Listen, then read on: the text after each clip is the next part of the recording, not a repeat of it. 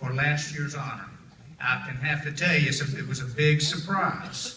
But as I stand up here on this stage with the past winners of the Realtor of the Year, I'm truly honored to be part of this group, because this group has full of distinguished service.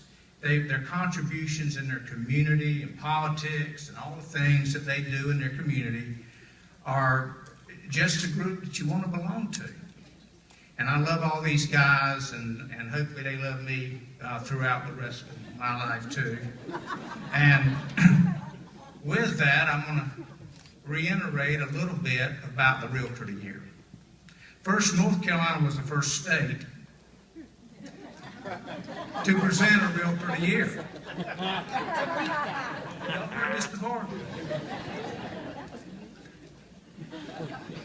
And the presentation of this award has now been adopted in every state. Now, I am going to correct one thing. The cup was first presented in 1950 by Realtor Kemp C. Clendenden, Senior of where? Greensboro. Y'all can holler. Greensboro. There you go. And it was given to Hayes White. And in '63, I think was the most important thing came out of this. In 1963, Kemp was giving a speech and actually giving the Realtor of the Year award. I'm sure he did many years after he gave it first.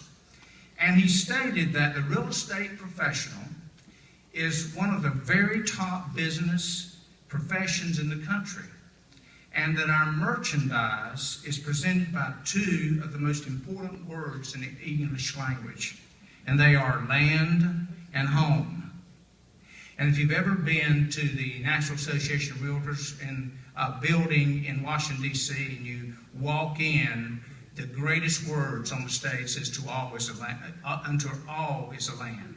And I think that's what we represent. Now, the cup represents thoughtfulness, dignity, and consideration of others. It is awarded annually, and the recipient holds the cup for 1 year. And since the winner has to return the cup to be presented the following year, well, yeah, you got to give it up. I like the cup, but we do give you a photo of what it did look like when we had it. The winner also receives a Make a Tyro, which is a real deal.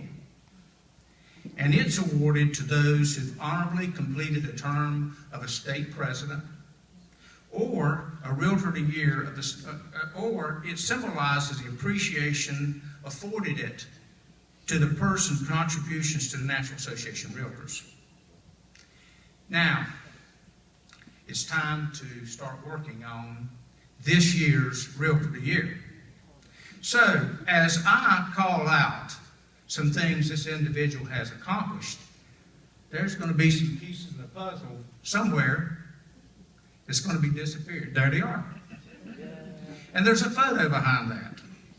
So with the first piece of the puzzle, this person has been a member of the association for over 25 years. Did that sum it down? Any guesses? Okay. Graduate of the Realtors Institute. Wendell, you guessed it yet? Received the Realtor of the Year award from the local board. Is an RPAC Golden R and NAR Hall of Fame. Served as an NCAR Regional Vice President. Is a graduate of the NCAR's Leadership Academy. Is a federal political coordinator. And is a past president of our association. Ms. Sandra O'Connor.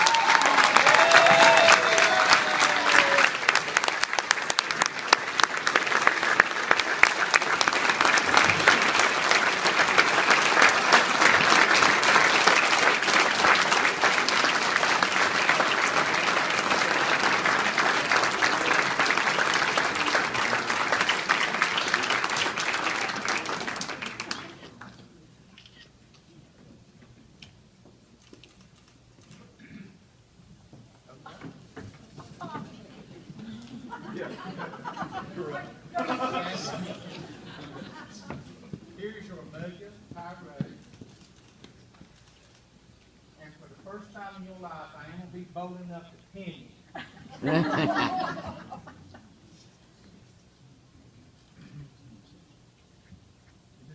That's a good sign.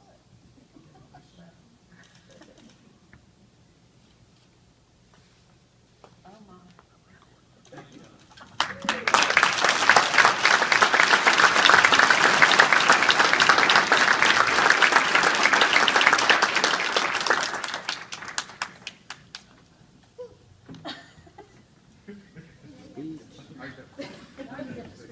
It's not fair, y'all caught me speechless. I'm overwhelmed. What an august group to be with. Did you know that North Carolina was the first state? It's funny that Danny talked about Kim Clendenin's speech because being from Greensboro, and he wrote that speech, I read it every time I teach ethics at Greensboro Realtor Association orientation. I don't have it committed to memory. But the most important part of that speech for me is under all is the land.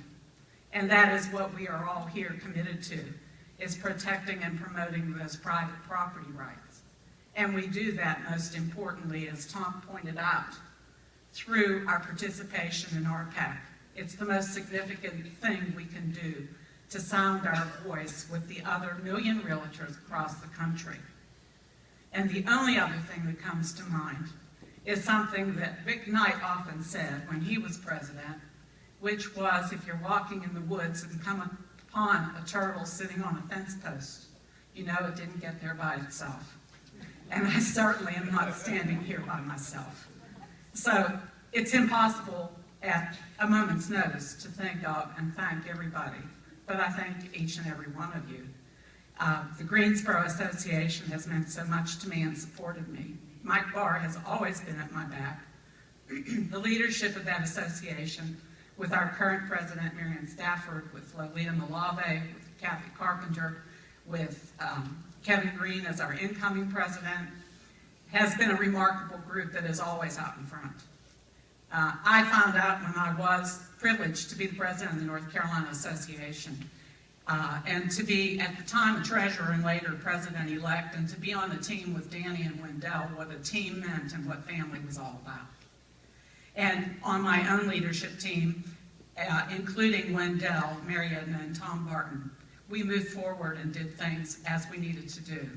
And since then, it's not what has passed, and we have all this leadership behind us. It's the future that lies ahead of us that is so important. So I can't tell you how privileged I am and how thankful I am. Thank you very much.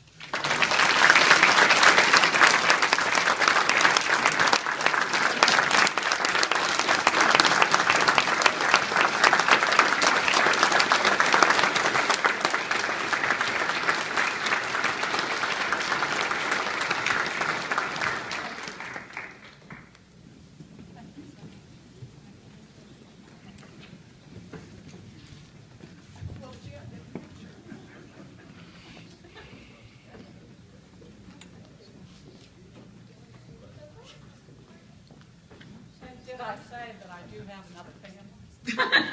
I'm sorry I did not say it. It's breathtaking. Dawn Cheney is here with me. She started me in my business. She helped me grow my business from square one. She's somebody who remodels and renovates and has received all kinds of awards in Greensboro. And when I started my business and people would go to her and say, help me, and she'd say, I will if you'll buy from Sandra. And my career took off from there, so what other kind of support could one need? Thank you, Dawn.